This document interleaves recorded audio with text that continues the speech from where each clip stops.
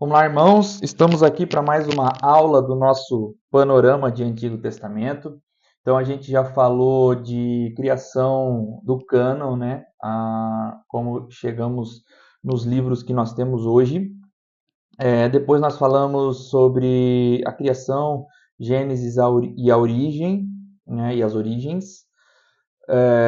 E agora nós vamos falar a respeito de o pecado e o primeiro assassinato. Lembrando que quando nós falamos de Gênesis e as origens, né, que foi a nossa segunda aula, e agora nessa aula que nós vamos falar do pecado, a nossa ótica aqui é da perspectiva da teologia bíblica, né? Então nós não estamos falando de criação e queda na perspectiva da teologia sistemática. A gente fala isso no nosso curso, o Crescer, né? Crescer 1 e Crescer 2, nós temos aspectos da teologia sistemática, coisa que nós não estamos colocando aqui nessas aulas. Nós estamos apenas falando do relato bíblico em si, né, que a Bíblia bota para nós nesse aspecto aqui, né, se tratando da criação, Gênesis 1 e 2, e se tratando do pecado, Gênesis 3. Então, no Gênesis 3, o capítulo todo, a gente vê o relato da queda ali, né? Então, a gente vai ter algumas nuances ali que a gente precisa prestar atenção. Deus criou todas as coisas perfeitas e em harmonia, né? A gente vai ver isso lá na nossa aula sobre a criação. Coloca o homem no meio do jardim para cultivar e guardar esse jardim, né? Ter domínio sobre a criação, exercer a sua prerrogativa de corregente de Deus, dominando o mundo e usufruindo de tudo que Deus tinha feito. Então, nós não sabemos detalhes, irmãos, da origem de Satanás, né? Não sabemos detalhadamente como foi essa queda de Satanás, mas nós vemos no relato de Gênesis que Satanás é quem induz o primeiro casal a pecar, né? Então, nós sabemos de fato que ele é real, nós sabemos de fato que ele é o nosso inimigo, nós sabemos de fato que ele é perigoso. E em Gênesis 3, ele é descrito como uma serpente que vem para enganar. E existem outros nomes e outras comparações que a Bíblia faz a Satanás, né? A Bíblia descreve ele como o dragão, o leão que ruge e devora, o destruidor, o caluniador, o pai da mentira, o maligno, príncipe deste mundo e assim por diante, né? Então, Satanás basicamente significa adversário. Então, nós sabemos que ele é real, que ele é inimigo, que ele se opõe ao povo de Deus, mas nós não temos detalhes da sua origem, né? Muito se fala que ele era um músico no céu e aquela coisa toda, mas nós não sabemos disso com certeza. Para a gente falar um pouco mais de Satanás aqui, é, sobre esse personagem aí desse relato agora, eu queria trazer uma curiosidade, irmãos, vale a pena nós falarmos a respeito disso, que o Satanás ele se tornou popularmente conhecido como Lúcifer, né? Porém, nós não temos base bíblica para atribuir esse nome a Satanás. O principal texto que é usado para atribuir esse nome a Satanás seria Isaías 14:12. Isso porque o termo Helel, lá é escrito Belel, Helel ben Shahar, né, a estrela da manhã. Em Gênesis 14:12 nós temos uma descrição lá, e esse termo é usado, traduzido como a estrela da manhã, que na Vulgata Latina foi traduzido como Lúcifer. Então a tradução de Jerônimo, que nós já vimos também na primeira aula, que é a tradução do grego para o latim, uma expressão que significa, essa expressão que é traduzida para Lúcifer, significa basicamente portador da luz, aquele que brilha, né? Então, no latim, seria o nome dado ao planeta Vênus.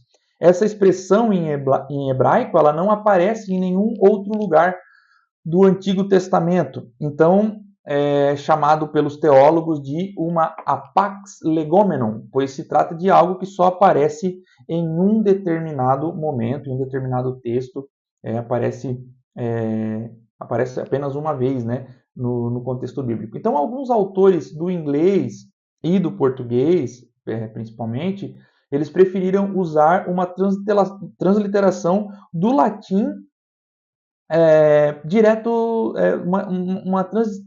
transliteração do latim direto para o português, ao invés de usar direto do hebraico, né? Ao invés de fazer uma tradução direta do hebraico. Então, por isso, irmãos, começa essa perpetuação do problema até os dias atuais, né? Então, a primeira coisa a ser dita, e que precisa ficar claro por nós, é que não se trata, Lúcifer, não se trata de um nome próprio.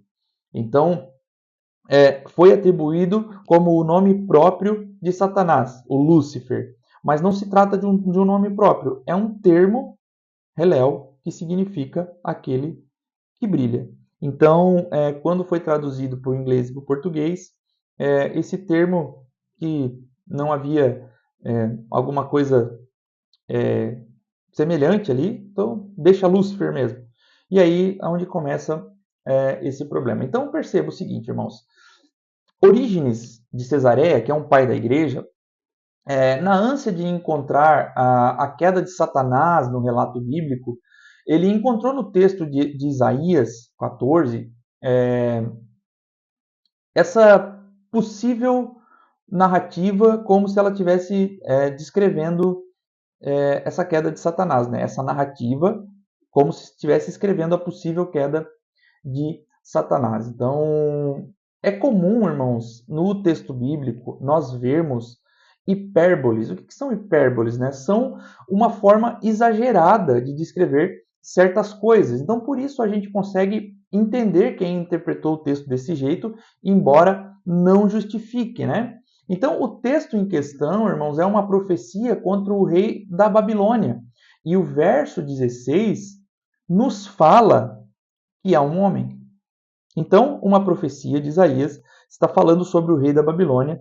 Um verso diz para nós que é um homem, só que as hipérboles faz com que o autor bíblico use isso e acaba confundindo. Por exemplo, o portador da luz, aquele que brilha, mas se trata basicamente de um rei, um homem, um ser humano. Então, irmãos, perceba o seguinte aqui comigo. Em Apocalipse 22, 16, eu quero ler com vocês esse texto, lá em Apocalipse, final da sua Bíblia, caso você não tenha muito manejo com ela aí.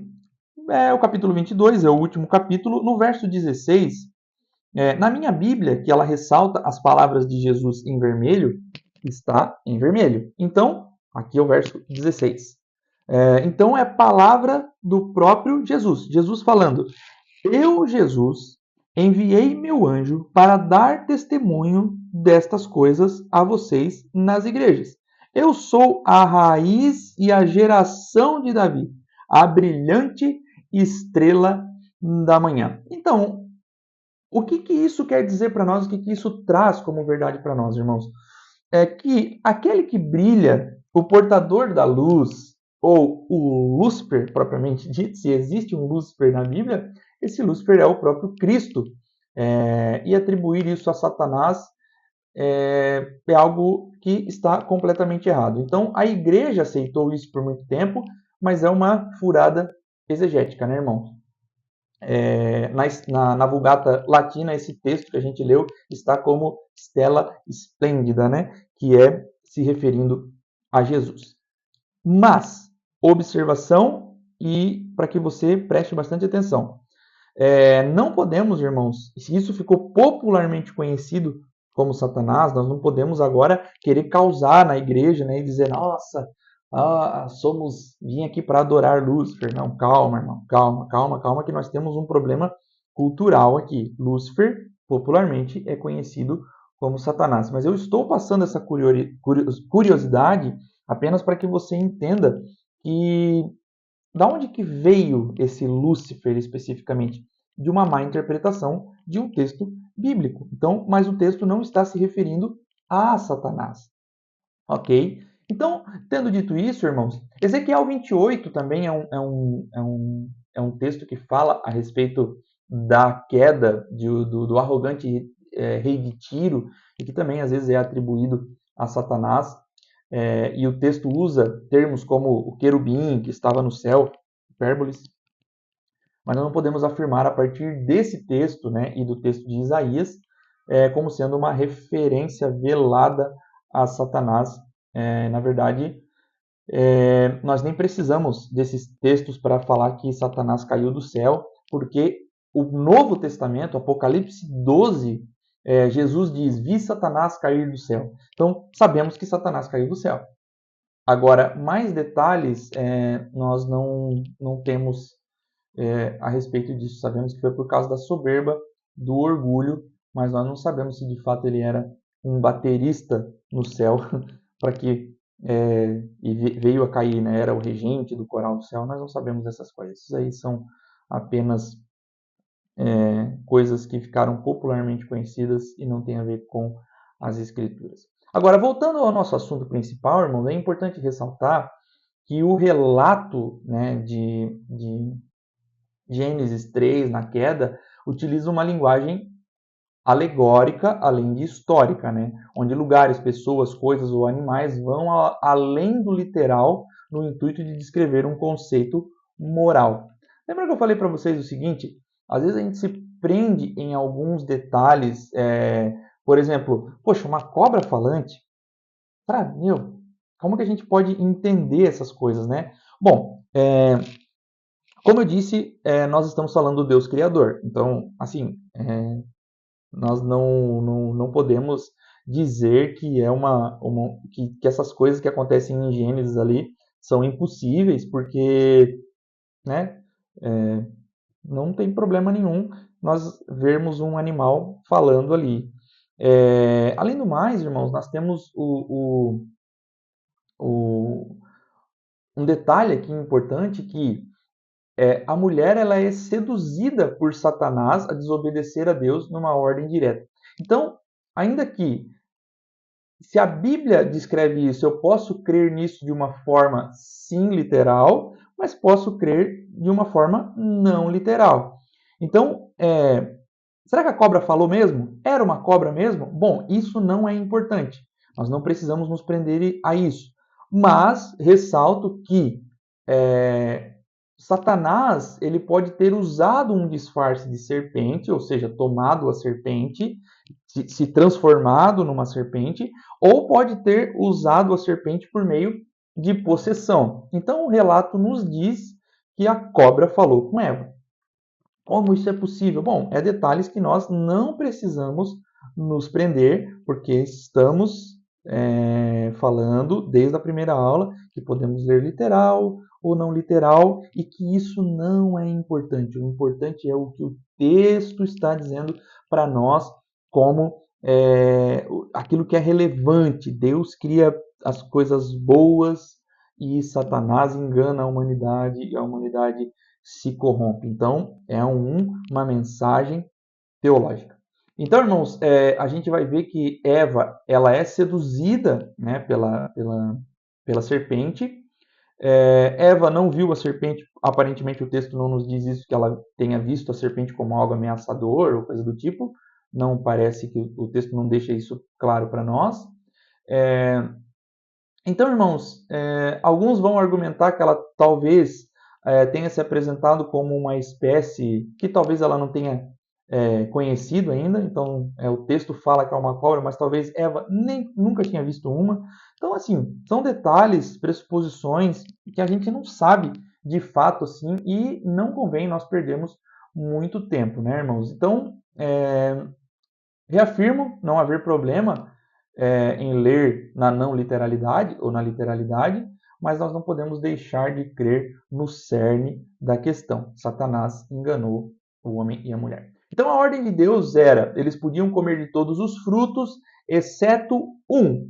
Eles podiam usufruir de tudo, exceto de um, a árvore do conhecimento do bem e do mal. Fruto esse que a Bíblia também não descreve que seja uma maçã. Então, ficou popularmente conhecido como maçã, mas nós não sabemos disso, né, irmãos? Então, em nenhum lugar diz que foi uma maçã. Como a especialidade do diabo é distorcer a palavra de Deus, a pergunta que ele faz vem com uma carga que a ordem de Deus não tinha. Veja bem, vamos ver lá, versículo 1 do capítulo 3 de Gênesis. Né? Agora lá no começo da sua Bíblia, Gênesis 3, 1. Mas a serpente mais astuta de todos os animais selvagens que o Senhor Deus tinha feito, disse à mulher: é verdade que Deus disse, não comam do fruto de nenhuma árvore? Então é uma clara distorção da palavra de Deus. Deus diz, podem comer de todas as frutas, de todas as árvores, exceto de uma. E Satanás aqui dá uma distorcida. Então essa distorção da palavra de Deus, irmãos, ainda é um problema nos nossos dias, né?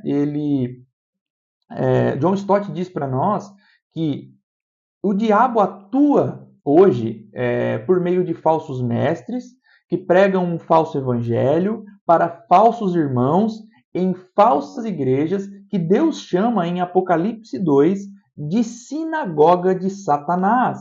Então, assim, existem falsas igrejas, existem falsos irmãos, existe falso evangelho, porque a especialidade do diabo é distorcer as palavras do nosso Deus, mas o próprio Cristo chama essas igrejas de sinagoga de Satanás. Então a resposta que Eva dá à serpente deixa claro que ela estava, a exemplo de Satanás, distorcendo, né, alterando as palavras que foram ditas por Deus. Ela deixa de lado o livremente e acrescenta o nem tocar nele. Basta compararmos Gênesis 2,17 com 3, 2 e 3. Então volta uma paginazinha da sua Bíblia, Gênesis 2, no versículo 17. Mas da árvore do conhecimento do bem e do mal você não deve comer, porque no dia em que dela comer, você certamente morrerá. É certo, morrerão. Agora compare o capítulo 3, versículos 2 e 3. A mulher respondeu à serpente: do fruto das árvores do jardim podemos comer, mas do fruto da árvore que está no meio do jardim, Deus disse: vocês não devem comer dela e nem tocar, para que não venham a morrer. Então, ela tira aqui o peso da ordem de Deus, né? Para que não venham a morrer, enquanto as palavras de Deus foram, certamente morrerá. Nos parece, irmãos, que ela diminui o fato da morte ser uma certeza para apenas uma possibilidade. Então, assim, pode ser que vocês morram, mas Deus diz, não, certamente morrerão. Então é a subtração, irmãos, de elementos da palavra de Deus que faz com que a dúvida entre no coração da mulher e ela venha a questionar a bondade, a verdade, a sinceridade de Deus e se deixe levar pela mentira da serpente, né, de Satanás. Então a Bíblia conta, irmãos, que ao comerem do fruto, seus olhos são abertos, que obviamente não se trata, né, de abrir literalmente, mas trata-se de uma disposição mental, né? Então eles enxergam agora algumas coisas que antes não enxergavam. Eles se esconderam de Deus e o Senhor então perguntou: onde você está? Será que Deus não sabia de fato, irmãos, aonde o homem e a mulher estavam? Esse diálogo que inicia aqui, que Deus inicia com o homem após queda, ele é intrigante, né? Porque provavelmente Deus sabia, né, que aonde o homem e a mulher estavam, e Deus faz uma outra pergunta.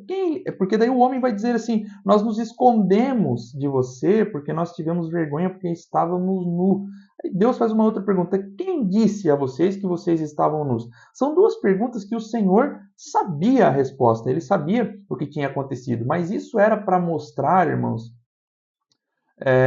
que esses sentimentos, que alguns sentimentos tomaram conta do coração do homem. E que sentimentos eram esses? O medo, a vergonha, né, a culpa. Esses sentimentos tomam o coração do homem no momento que ele peca, né? Então, irmãos, essas e as demais perguntas que Deus faz são basicamente a extração de uma confissão. Colocar os fatos sobre a mesa, mostrar as cartas para Deus, dizendo: olha, vamos ser francos e honestos com o Deus que nos criou, nós pecamos, nós erramos, nós transgredimos uma ordem direta sua, e essa extração de confissão, essa extração, né, dessa confissão, ela não surge, né? Então o casal queria de fato manter Deus do lado de fora, apartando-se do Senhor, colocando a culpa no terceiro, né? O homem põe a culpa na mulher, a mulher que tu me deste, né? Então põe a culpa na mulher e automaticamente em Deus, né? A mulher que tu me deste, então a culpa não é minha, a culpa é dela e quem me deu ela foi tu. A mulher, por sua vez, bota a culpa na serpente, né? A serpente que me enganou, e a serpente não tem em quem colocar a culpa, né? Então ninguém se responsabiliza pelo fato, tá todo mundo querendo tirar o seu corpo fora. Então, irmãos, não há preocupação em correr até Deus e implorar pelo perdão de Deus. Há um questionamento: será que se homem e mulher tivessem se arrependido, eles conseguiriam o perdão de Deus? Talvez sim, só que o homem já não era mais capaz de alcançar o arrependimento sozinho, né? Então ele vai arrumando desculpas. É mais fácil esconder, né? Se esconder e fica evidente que os pecadores eles não são capazes de encontrar Deus porque eles definitivamente não estão procurando Deus, eles estão se escondendo de Deus. Então justificativas não faltaram, né, para o casal, né? Mas o que faltou foi uma confissão. Sim, comi. Então, Billy Sunday diz algo que é interessante. Uma desculpa é um invólucro de razão preenchido com uma mentira. Ou seja, Eva deu a fruta a Adão porque a serpente a enganou, mas Adão não tinha que desobedecer a Deus. Então, perceba, irmãos, muito se argumenta que a mulher é a culpada de tudo, porque a mulher que foi enganada, se deixou ser enganada e enganou o homem, né? Se tem um culpado verdadeiramente nisso tudo, um só, né? É o próprio homem, né? Porque o homem era o responsável por guardar a sua esposa e dizer para ela que ela estava errada, que eles não poderiam transgredir uma ordem de Deus, mas assim eles o fazem, né? Então, assim, essa é uma teologia até antiga, assim, né? Que dizia que a mulher é a culpada de tudo, mas não é bem assim, irmão. Então, dos versos 14 ao 19, Deus profere castigos à serpente, à mulher e ao homem. Se lido de forma literal, irmãos, a indicação que temos é que a criatura usada pelo diabo aqui, a cobra, a serpente, ela não costumava rastejar, porque essa foi a condenação que Deus deu para ela. Por ter feito o que fez, você vai rastejar sobre o seu ventre até o fim da sua vida. Então, como um sinal de humilhação, né? Um castigo, né? Uma humilhação que Deus dá para a serpente. Por isso, irmão, surgem alguns mitos, né? Que nesse tempo a cobra ela voava e algumas outras coisas da qual não temos de fato indicação bíblica. E são perguntas que às vezes surgem até nós, pastor, a cobra voava? Bom, nós não sabemos de fato, né? Há essa indicação ali, mas o que nós sabemos de fato é o que está escrito ali e aonde a escritura se cala, nós também nós nos calamos, né? Então a mulher sofreria no parto e serviria ao seu marido, né? Ao homem, por ter dado ouvidos, né, à serpente e à mulher, ele teria então que suar para poder comer, para tirar algo para comer da terra, a terra que também é afetada com o pecado, a qual Gênesis diz que agora ela começa a produzir espinhos e abrolhos. Então, ervas daninhas nascem na terra. Então, a partir do pecado, todo mundo sofre. A terra sofre, o homem vai ter que sofrer para poder comer do fruto dessa terra, porque agora ela tem coisas que antes não tinha. A mulher sofre, a cobra recebeu também ali um castigo. Então, nós temos aqui, irmãos, essas sentenças proferidas por Deus a todos os envolvidos nessa questão. O verso 15, irmãos, a esperança. Então, o que é no verso 15 do capítulo 3? É chamado na teologia de proto-evangelho, né? É a primeira vez na Bíblia que é anunciada a vinda de um redentor. Então, para o povo de Deus, irmãos, era esperança. Vai vir um redentor. Para Satanás, uma declaração de guerra.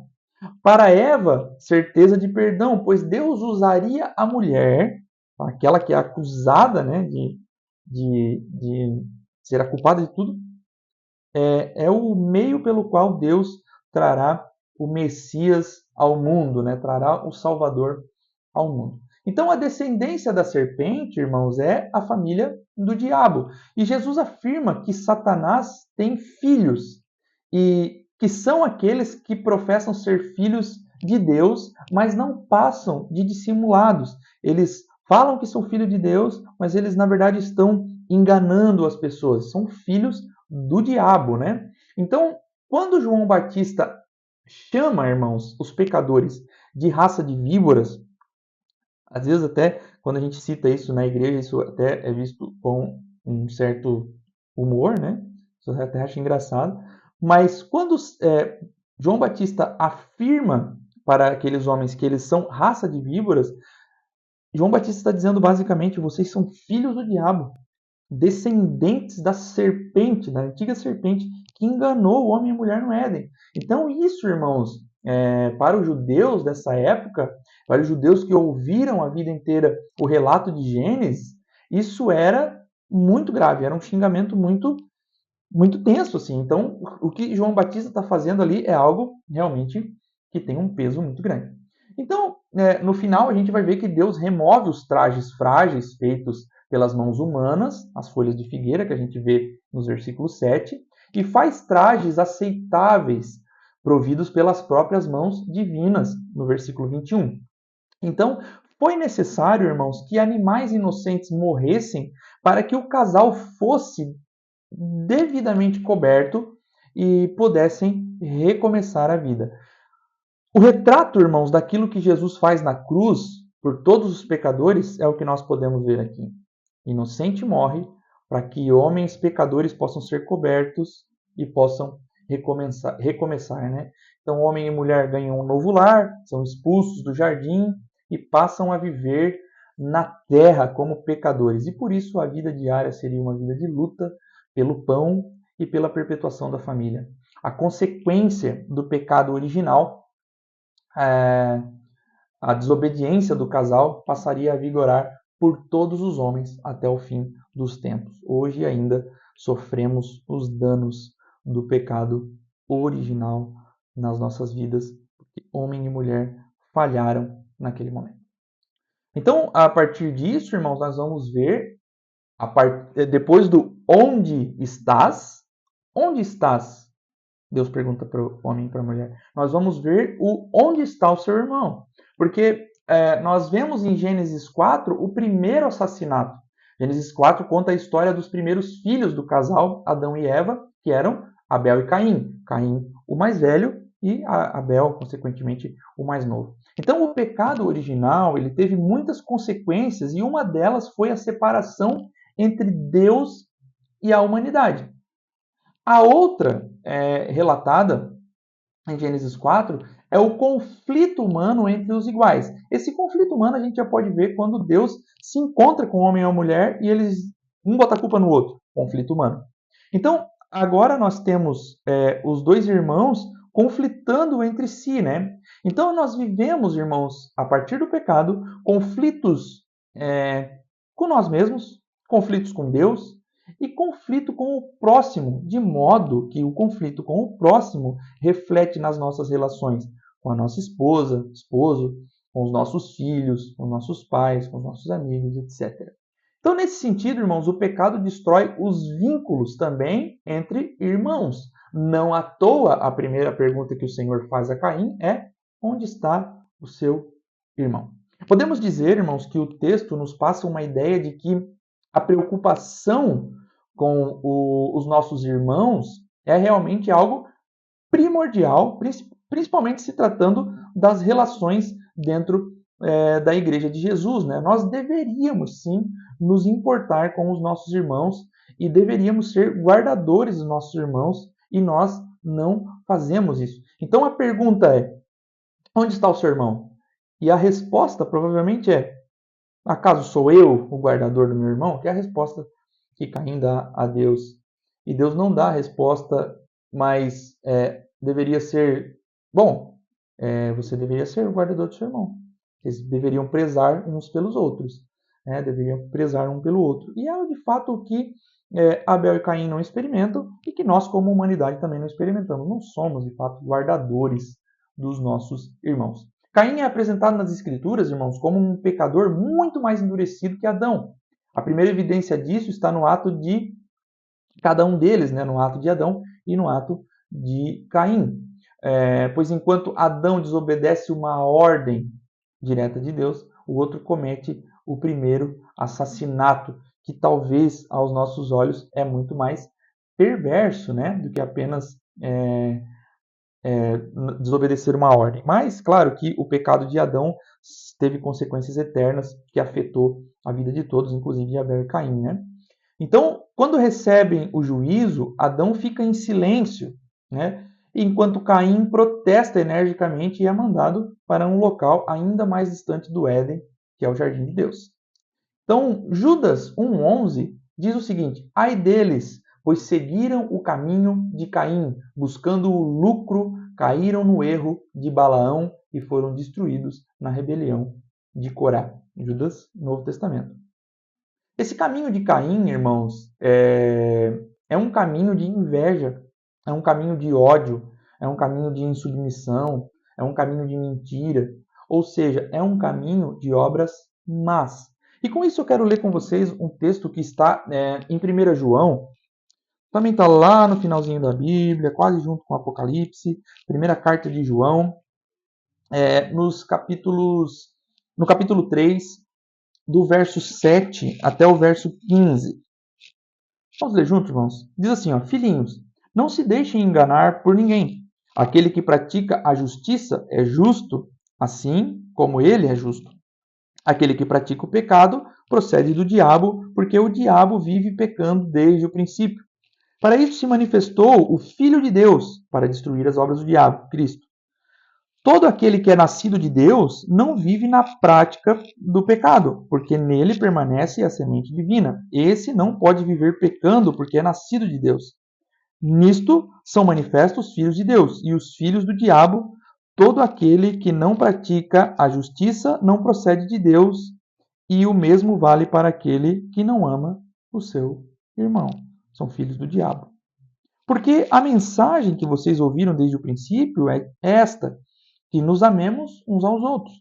Não sejamos como Caim, que era do maligno e matou o seu irmão. E por que matou?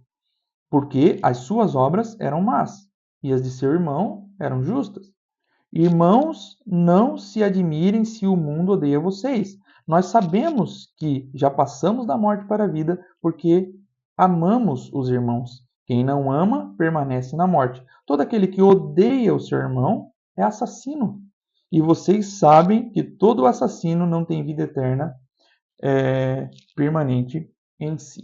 Então, irmãos, Caim era do maligno, como nós podemos ver nesse texto aqui. As suas obras eram más, as suas obras eram pecaminosas.